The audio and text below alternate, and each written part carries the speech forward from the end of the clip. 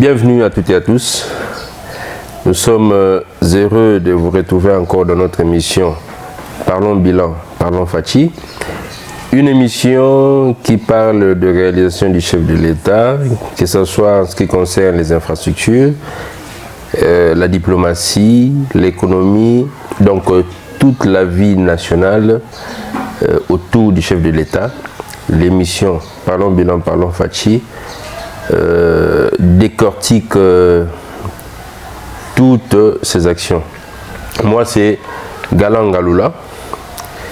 Je suis entrepreneur, politique, tout ce que vous connaissez, promoteur, etc., etc. Mon rôle ici, c'est de faire adhérer un maximum de Congolais à soutenir le chef de l'État dans ce qu'il est en train de faire, parce que depuis 1960, c'est la toute première fois qu'on ait un président de la République qui a un caractère humain dans son mode de gestion, dans son comportement et également dans sa vision pour le développement de notre pays. Alors ici, aujourd'hui dans cette émission, nous allons évoquer plusieurs sujets, notamment l'arrestation du conseiller de Moïse Katumbi, Salomon Escadela, le voyage du chef de l'État en Chine. Nous allons également évoquer les problèmes d'insécurité dans la ville de Kinshasa et aussi achever avec les réalisations du chef de l'État, parce que il ne faudrait pas passer outre notre mission principale qui est celle de donner les informations suffisantes en ce qui concerne les réalisations du chef de l'État.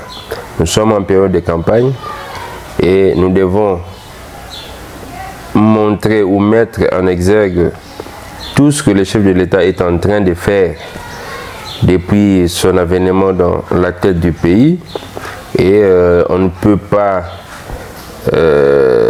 au-delà du fait que nous parlons de l'actualité et que nous passions à côté de ce qui est essentiel en ce qui concerne les réalisations du chef de l'État. Alors, brossons le premier point.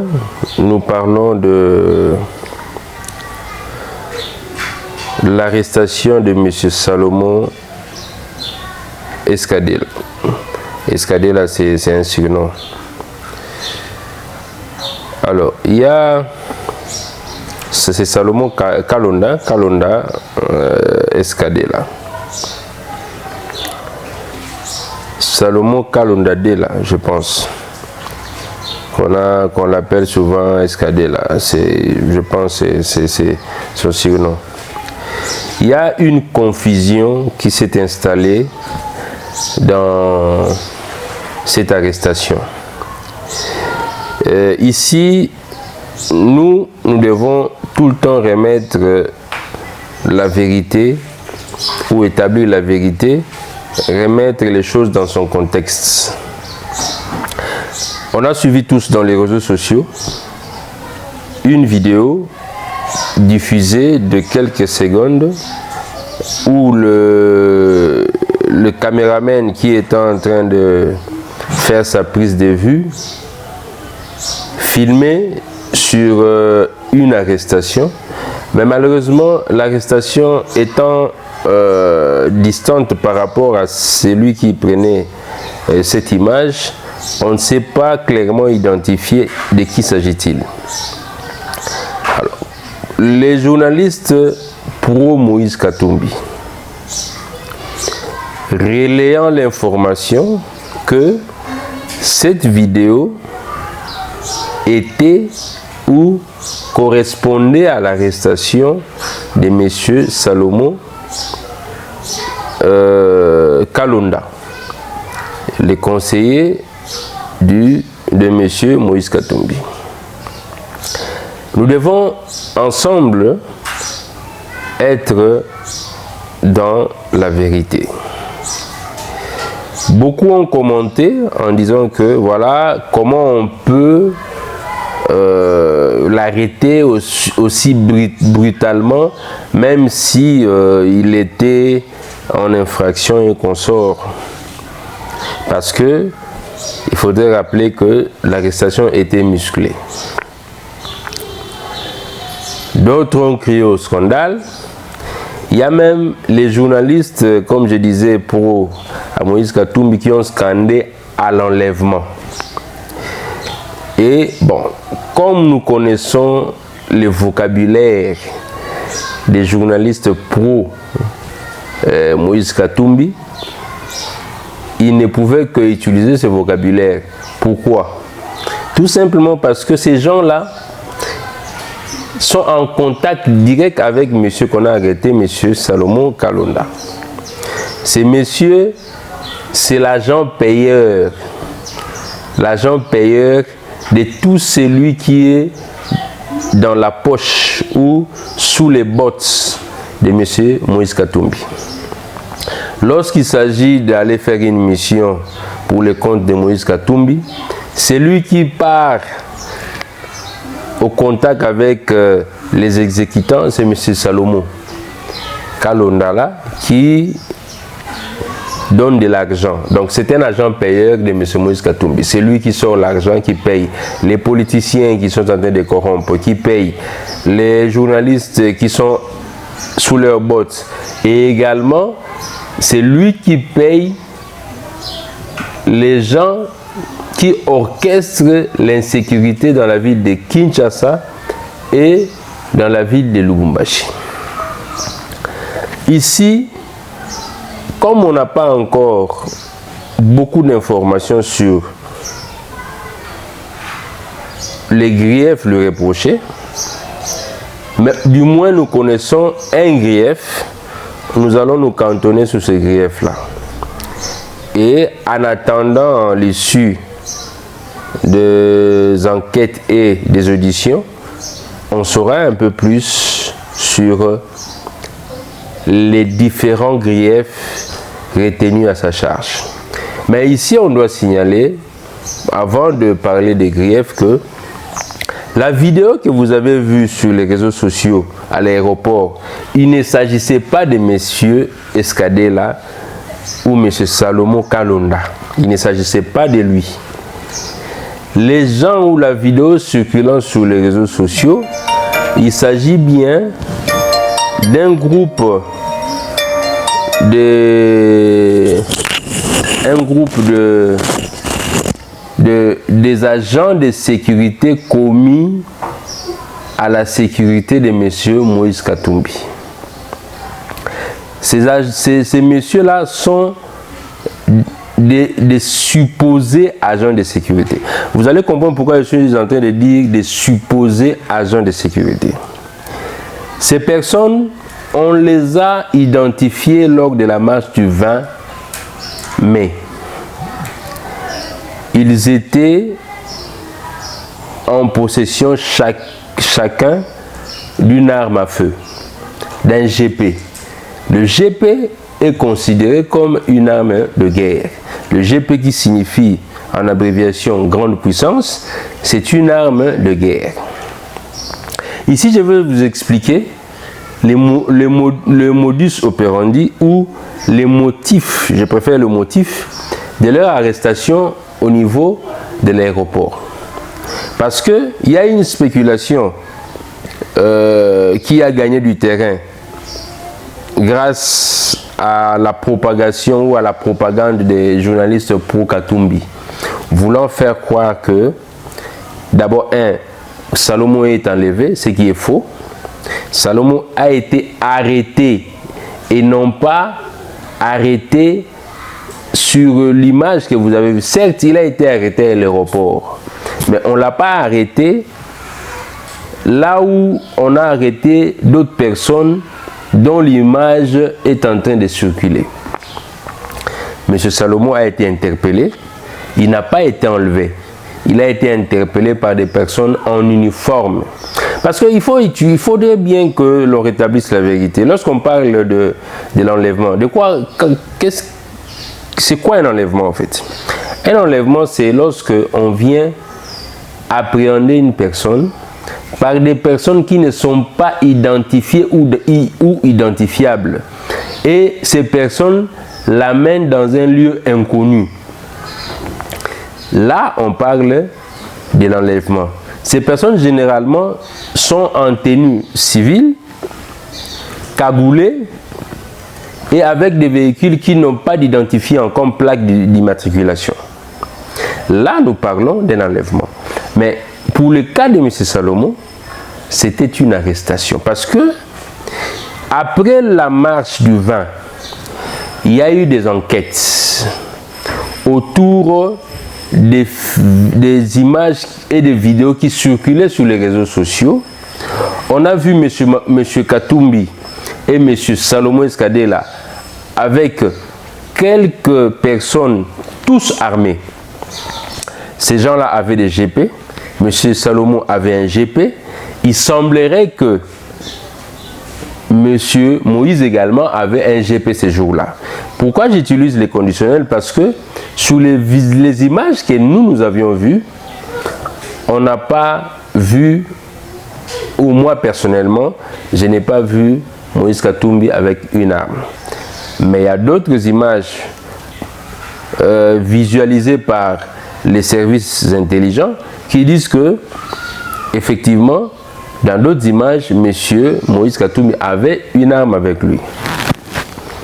Et après cette marche, les services ont activé les batteries pour chercher à savoir, qui sont les personnes qui sécurisaient M. Moïse Katumbi. 2. Où ont-ils trouvé les armes qu'ils avaient sur eux? Et puis 3. Quel était le motif dans une marche pacifique comme celle-là, qu'ils soient en possession des armes de feu? Parce que, vous vous souviendrez de la déclaration de M. Moïse Katumbi, il était en train de dire que, après la marche, que lorsque nous avions commencé la marche, il y avait des coups de feu à balles réelles, mais puis après, ce sont des gaz. Or, la police reconnaît avoir utilisé les armes non létales. Donc, des gaz lacrymogènes et des canons à gaz. Et aussi de l'eau chaude qu'on pulvérise sur les manifestants. Maintenant,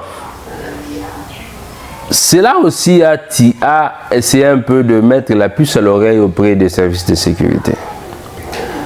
Moïse parle des armes à feu tirées lors de la marche, que la police ne reconnaît pas avoir usé. Mais on retrouve dans son entourage des personnes porteurs d'armes à feu. Les gens qui sont intelligents comprendront directement avec moi que les personnes, certainement, qui avaient des armes à feu avec eux, ce sont eux qui ont tiré les coups de balle. Je nous amène encore à se rafraîchir la mémoire. Rappelez-vous également de la déclaration de M. Mapon. M. Mapon sort des douilles. Augustin Matata-Mpogno. Il sort des douilles de balles. Il dit que la police a usé des balles réelles, a utilisé des balles réelles lors de la marche. Curieusement, on retrouve les douilles dans sa voiture. Réfléchissons. Il faut être intelligent pour réfléchir. Lorsqu'on tire une balle à travers une arme, la douille tombe là où la personne qui a tiré se retrouve. Je dois vraiment m'expliquer sur ce point-là. Moto a simbi mandoki. Tant a beti lisasi. douille, donc morceau ya lisasi, poso ya lisasi, et quoi pene ya muto a beti mandoki. Mais par contre, projectile n'est que n'a touché muto yo ba beti lisasi. Alors, maintenant la question est de savoir, la personne qui a tiré était supposée être à l'extérieur du véhicule où se trouvait monsieur Matata Pogno. Comment se fait-il que les projectiles de balles se retrouvent dans sa voiture? On doit réfléchir. Si les projectiles se retrouvent dans sa voiture, c'est que la personne qui a tiré la balle s'est retrouvée dans sa voiture. Parce que les policiers étant hors véhicule, lorsqu'ils ont tiré, on suppose, hein, que selon les phrases des opposants à péter, comme on dit, ils ont tiré. On suppose que les douilles devaient se retrouver sur leurs pattes, à l'extérieur du véhicule. Donc, nous cherchons à comprendre, on s'est dit, bon, peut-être qu'il y a une innovation en ce qui concerne les armes. La police a des armes aujourd'hui lorsqu'ils tirent une balle et la douille part également. Les experts en armement se moquent de cette théorie. Et ces gens-là pensaient que les Congolais sont dupes. Les Congolais ne peuvent pas réfléchir pour comprendre que c'était une mise en scène. Donc, ces gens-là étaient venus à la marche avec une mission. Tuer les manifestants et faire porter les chapeaux au chef de l'État. Parce que Tshisekedi, le feu Étienne Tshisekedi, lorsqu'il marchait, il n'avait pas une arme sur lui. Matata Pogno avec une arme. Moïse avec une arme. Entouré de ses gardes également avaient des armes. Ils sont venus à la marche pacifique ou bien ils étaient venus à une confrontation avec la police. C'est clair que ces gens étaient venus dans le but de tirer. Comme ils étaient dans les véhicules, lorsqu'ils tirent, les manifestants ne sauront pas où sont sortis les balles. On allait juste constater des gens tomber. Et lorsque les gens tomberont, on dira que voilà, Tshisekedi a Beti Massa, Sabomisi Batu. Heureusement, pour les services de sécurité qui étaient déjà alertés, ont été prudents, ils n'ont pas utilisé les armes létales, mais ils ont utilisé par contre des gaz lacrymogènes et de l'eau chaude. Donc vous comprenez avec moi que la police n'avait pas utilisé les armes. Par contre, les armes se retrouvaient entre les mains des organisateurs de la marche. Ce sont eux qui ont usé de ces armes-là. Voilà pourquoi on a retrouvé entre leurs mains des douilles, des balles. Raison pour laquelle la sécurité, nous saluons vraiment le travail de l'ANER, du DEMIAP et consorts. Les batteries, les services d'intelligence se sont activés pour savoir, les douilles là provenaient d'où, qui a tiré ces balles, les messieurs qui avaient des armes, ils étaient qui, ils agissaient en porteur d'armes, en quelle qualité.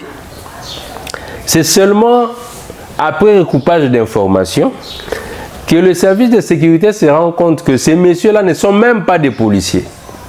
Parce qu'ils ne sont pas identifiés dans la fiche ou dans les fichiers de la police.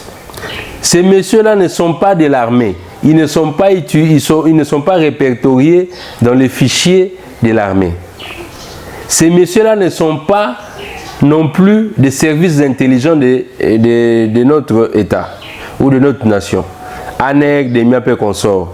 Alors maintenant, ils se sont posé la question. Ces gens-là viennent d'où? Des deux, qui les a donné les armes?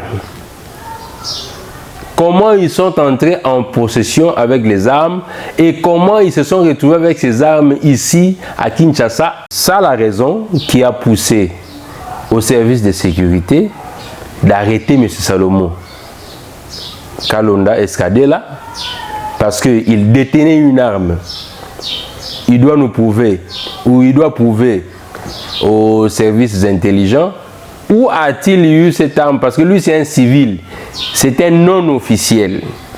Un civil qui veut avoir une arme, ce n'est pas interdit selon notre loi, mais il doit avoir une autorisation d'avoir une arme.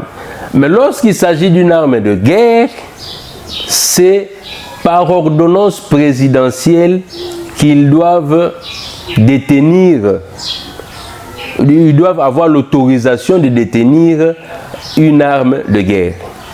Le chef de l'État n'a jamais signé une ordonnance pareille.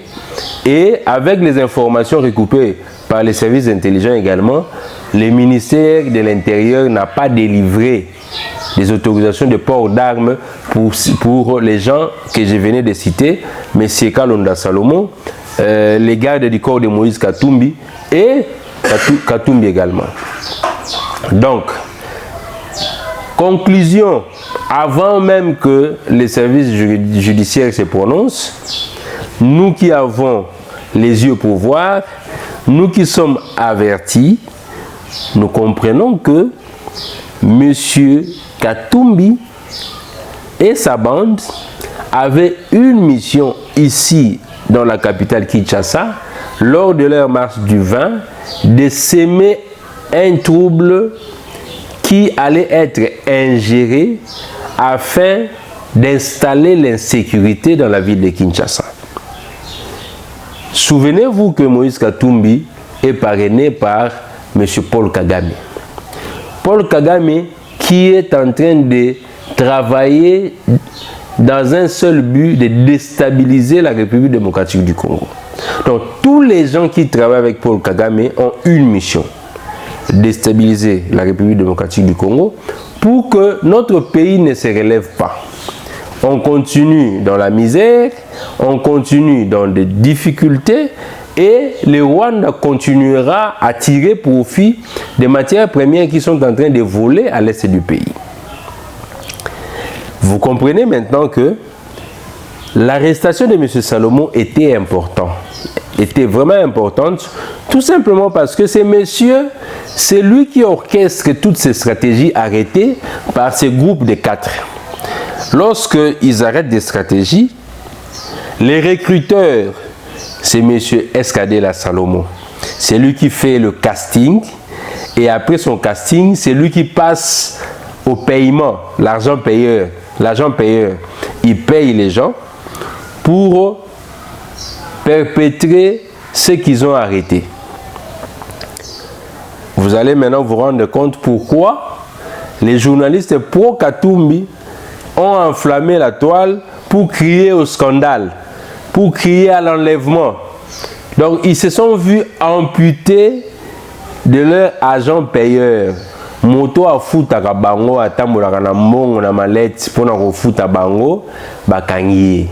Donc enyi kolobake mbongo ya fin du mois oyo moyen bazwa ezate mofuti akangami. Il faut que Moïse Katumbi cherche d'autres personnes qui vont prendre le relais en attendant que son gars termine avec ses ennuis judiciaires.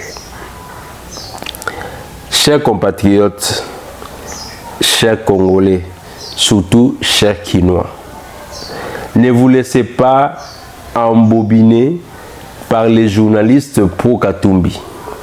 Parce que eux, ils ont un seul but: discréditer le chef de l'État. Alors, ils veulent masquer la vraie information, le pourquoi de l'arrestation de M. Salomon Kalonda. Ils veulent politiser son arrestation. Et il faudra aussi signaler aux Congolais ou à la communauté internationale, le fait d'être opposant ne garantit pas les immunités. Lorsqu'on est opposant, et qu'on se retrouve dans une situation de crise avec la justice, vous serez arrêté. Ce n'est pas parce que vous êtes opposant que vous avez l'immunité. Et vous êtes permis de tout faire, même des bêtises. Et lorsqu'on vient pour vous arrêter, vous criez au scandale parce que je suis opposant, voilà pourquoi on m'arrête. M. Salomon Escadé-là avait sur lui une arme. Et les gens qui étaient autour de Moïse, les gardes du corps, avaient également des armes. La question maintenant est de savoir qui sont ces messieurs, parce qu'on les a arrêtés à l'aéroport. Ils voulaient rentrer à Lubumbashi. Le service de sécurité se sont intéressés à eux pour savoir ils viennent d'où, parce qu'ils ne sont pas répertoriés dans les listings de nos services de sécurité. Où ont-ils trouvé des armes? Et c'était pour quel objectif le port de ces armes-là? À l'issue de ces questionnements, on aura la lumière sur la question. Donc, biso baimboka, oyo tolingi mboka na biso, qu'on cesse de s'inquiéter de l'arrestation de M. Salomon. C'est un justiciable comme nous. Il n'est pas officiel.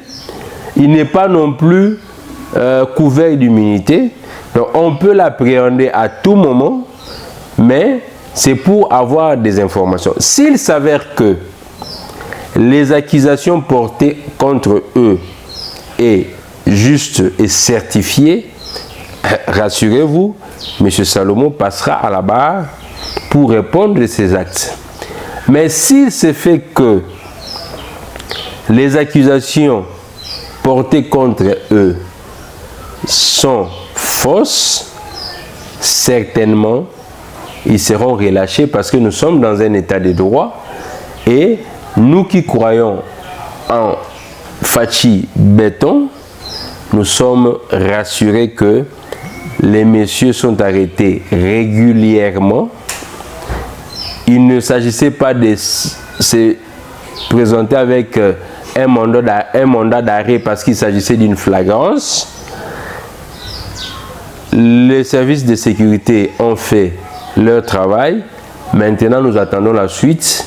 Évitez de prêter oreille aux journalistes pour Moïse Katumbi qui crie à l'enlèvement. Or, lorsque nous regardons leurs arrestations, et surtout l'arrestation de 4 personnes commises à la sécurité de Moïse Katumbi, vous allez remarquer que les services de sécurité étaient là et il y avait également la garde républicaine, parce que la garde républicaine, c'est elle qui sécurise l'aéroport. Donc c'est normal que la garde républicaine intervienne dans ces sites-là. Elle assure la sécurité de l'aéroport. Lorsqu'il s'agit d'une intervention d'arrestation, la garde républicaine doit être associée pour qu'il ne soit pas traité, 1, de complices et 2, de déserteurs. Voilà comment est-ce que M. Salomon Escadé-là et sa bande sont arrêtés, et voici également les raisons de leur arrestation. Donc il ne s'agit pas d'un enlèvement, mais il s'agit plutôt d'une arrestation régulière, puisque M. Salomon et les 4 autres personnes détenaient des armes de feu sans autorisation. Voilà. Maintenant, parlons du voyage du chef de l'État. Je vous avais dit dans l'émission passée, le chef de l'État est allé signer des accords d'État à État, contrairement à ce qui s'est passé avec son prédécesseur, qui a signé des accords entre les entreprises chinoises et l'État congolais. Le chef de l'État a voulu corriger les erreurs du passé. Et vous avez vu les honneurs réservés au président Félix Tshisekedi lorsqu'il s'est retrouvé en Chine. 21 coups de canon, passage des troupes en revue, tête à tête de plus d'1 heure avec M. Xi Jinping, signature de contrats ou de protocoles d'accord dans plusieurs secteurs, notamment celui de la défense. Donc, M. Félix Tshisekedi a redéfini la coopération entre la République démocratique du Congo et la Chine. Cette redéfinition marque également un nouvel ère entre nos deux pays. Et lorsque ce projet prendra corps, vous allez voir la différence.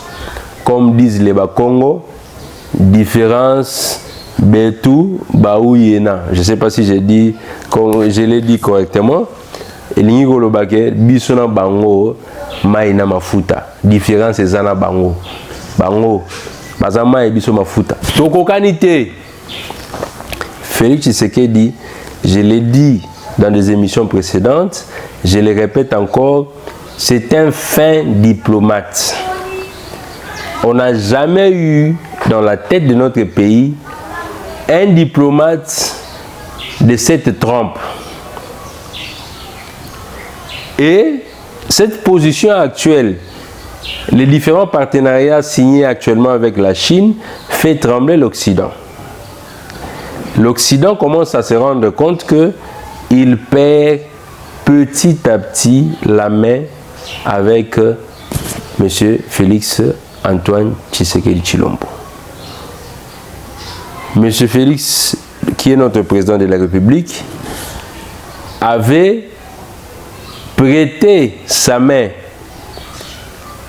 aux Occidentaux, la France, les États-Unis et consorts, pour établir un partenariat privilégié. Au lieu de ça, les Occidentaux nous ont dribblés comme pas possible, avec des rencontres bidons. Le chef de l'État est allé près de 3 fois aux États-Unis, n'a jamais rencontré le chef de l'État, son homologue américain. Ce qui est considéré pour nous comme une humiliation. Un refus catégorique de collaborer avec l'administration de Kinshasa. Mais le chef de l'État ne peut pas rester bras croisés, puisque la RDC est un pays souverain. Nous ne sommes pas là comme des petits enfants dans une salle d'attente attendant un pédiatre pour se faire soigner. Si celui-là n'est pas dispo, on part chercher notre médecin. Parce que le but, comme on n'a pas assez de millions, le but c'est de pouvoir avoir des partenaires qui vont mettre dans le panier suffisamment de moyens pour le développement de l'économie de notre pays. Et nous saluons l'esprit avant-garde de notre président Félix Tshisekedi qui se bat bec et ongle pour que notre nation retrouve sa place d'antan. Aux premières années de l'indépendance, la République démocratique du Congo, d'un point de vue économique, était supérieure au Brésil, était supérieure à la Chine, était supérieure à l'Afrique du Sud. Mais regardez aujourd'hui, 63 ans après, nous ne sommes plus même pas classés. Nous sommes très loin de la Chine, très loin étalonnés du Brésil, très loin étalonnés de l'Afrique du Sud. Mais heureusement, après 4 ans de gouvernement de Félix Antoine Tshisekedi, la République démocratique du Congo se retrouve maintenant dans le top 10 des pays les plus riches d'Afrique. Et avec un peu d'effort et tous les partenariats noués actuellement entre la République démocratique du Congo et d'autres partenaires, nous sommes très sûrs et très rassurés que notre pays va retrouver réellement le concert des nations et notre voix sera portée avec beaucoup de charisme. Parce qu'il ne faudrait pas oublier que c'est dans un exemple de société, hein, lorsque vous vous retrouvez dans une famille où vous avez un oncle qui n'a pas d'argent, généralement tout ce qu'il dit est considéré comme une bêtise. Faites des analyses. Vous avez dans la famille un oncle qui n'a pas d'argent. Lorsqu'il vient dans une réunion de famille, dès qu'il commence à parler, on le fait taire tout de suite. Ou soit on ne le fait pas taire, mais on le fait comprendre que ce qu'il dit n'est pas vrai. Ou il s'est carrément trompé. Mais regardez dans une famille lorsque vous avez un oncle qui a beaucoup d'argent. Même s'il est bête, tout ce qu'il dit est considéré. Il devient automatiquement le plus intelligent de la famille. C'est le cas que nous vivons actuellement avec la République démocratique du Congo. Dans les concerts des nations, notre parole ne pèse pas assez parce qu'on n'a pas assez d'argent à faire valoir. Mais lorsque nous atteindrons un certain seuil, chaque mot sorti de la bouche de la République démocratique du Congo sera pris en compte et sera exécuté. C'est une question de jours, c'est une question de mois, c'est une question peut-être des années, mais nous ne sommes plus loin. Bientôt, on se fera encore plus respecter. Voilà, en quelques lignes, les vrais motifs de la visite de Félix Tshisekedi. Et nous sommes rassurés qu'à son retour, parce que je crois qu'il est déjà là, on va palper du doigt les fruits des réalisations ou des partenariats entre la République démocratique du Congo et la Chine. Allons maintenant dans un autre point, le troisième point, qui concerne la sécurité à l'est du pays. Vous avez vu, il y a eu un sommet, je crois hier ou avant-hier. Le chef de l'État n'était pas parti, mais il s'est fait représenter par le ministre de la coopération régionale, M. Boussa Nyamoussi. Monsieur avait déjà des mots préalablement rédigés et qu'on a insérés dans sa bouche. 1. La République démocratique du Congo exige une évaluation des forces de l'EAC. 2. La République démocratique du Congo ne compte plus poursuivre avec les forces de l'EAC. 3. Pas question que le Rwanda se retrouve dans la délégation qui vont inspecter les lieux de précantonnement des troupes M23. Parce que le Rwanda voulait faire partie de la délégation qui iront inspecter les lieux de précantonnement des rebelles du M23 ou des terroristes du M23. La RDC est restée ferme. Pas question. Les gens qui seront concernés dans cette mission, c'est les forces armées de la République démocratique du Congo, la MONUSCO, et puis les facilitateurs de l'Est African Community. Vous allez comprendre que Fachi est déterminé à mettre fin à ce théâtre. Le Sud-Soudan, pendant le sommet, demande qu'il déploie ses militaires pour traquer les rebelles sud-soudanais. Là également, il s'est heurté au mur. La RDC est restée catégorique. Plus question d'avoir ces troupes. Parce qu'on connaît que le Sud-Soudan, les Kenyans sont actuellement alliés du Rwanda. Ils soutiennent les M23. Regardez Rugari. Regardez Kibumba.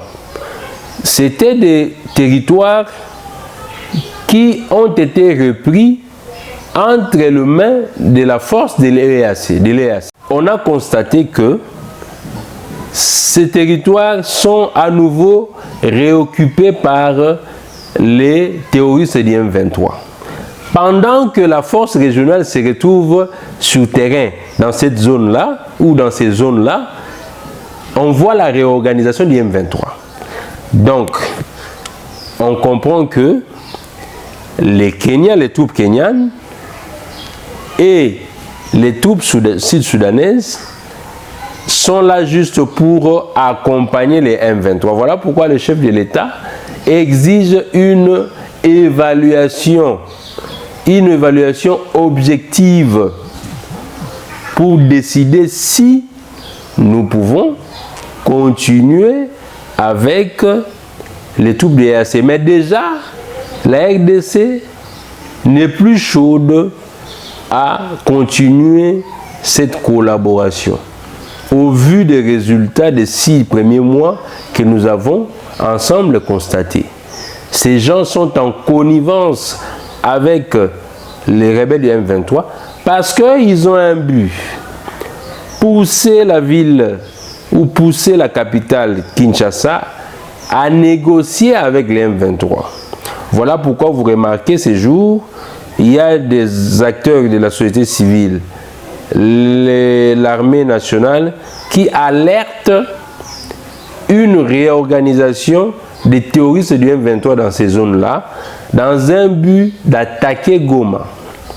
Mais je vous assure ou je vous rassure, chers compatriotes, que Goma d'hier, de l'époque de Kabila, n'est pas Goma d'aujourd'hui. En 2013, lorsque les M23 ont attaqué la ville de Goma, ils ont quitté de l'Ouganda jusqu'à Goma. Ils n'ont fait que 5 jours. Et dans les 5 jours, ils ont pris tous les territoires avoisinants de Goma, et Goma en particulier.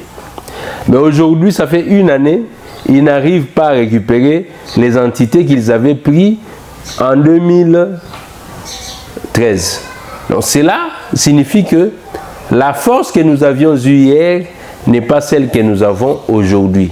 Tout simplement parce que nous sommes en train de traquer 1. Les mouchards, 2.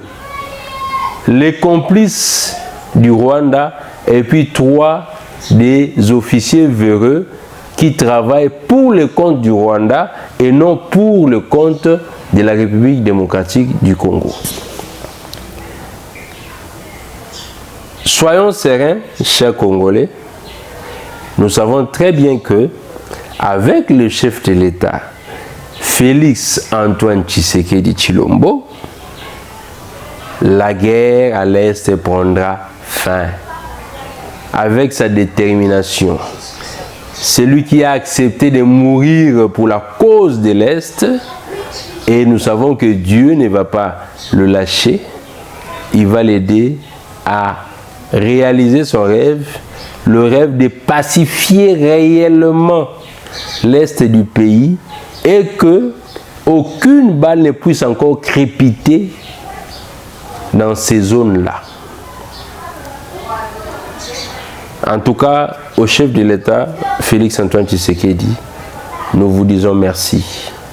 Merci pour cet élan, de solidarité que vous faites montre au peuple congolais, et également votre engagement sans relâche de pouvoir remettre la paix dans tous les territoires de notre nation. Et pour ça, nous vous remercions infiniment. Chers auditeurs ou chers téléspectateurs, l'émission touche pratiquement à sa fin, vu le temps imparti. On se retrouve au prochain numéro.